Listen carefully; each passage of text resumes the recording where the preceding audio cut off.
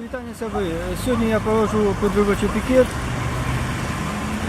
Ми бачимо, що в місті Барановичі шмат людей, але не шмат підходить і питає, що відбувається. Тому що люди налякані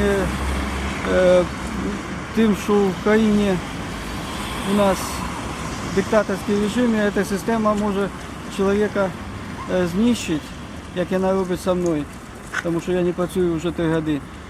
И люди боятся навіть подходить, просто пожать руку. Но есть сябри, які підходили і казали, що молодчина і потрібно змагатися за наші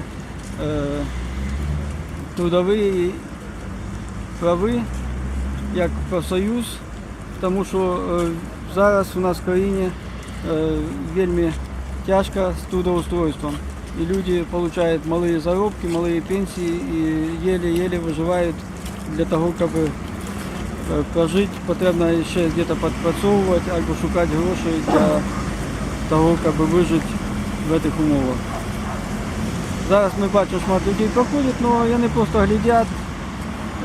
І зрозуміло, що як на усі вибори місцеві, практично ніхто не буде і ніхто не буде голосувати. Хочу сказати, що є стаття Конституції 65, по якій кожен чоловік має право йти на вибори і не йти, голосувати, не голосувати. І, напевно, люди, хоч не читали цю статтю, але вони цим правом пользуються.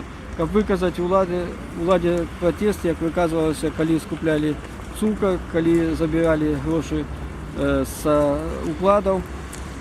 Це своєобразний протест, але інакшим способом при диктатурі в концлагері неможливо виразити, тому що вельми страшно і тяжко людям живеться і великий страх.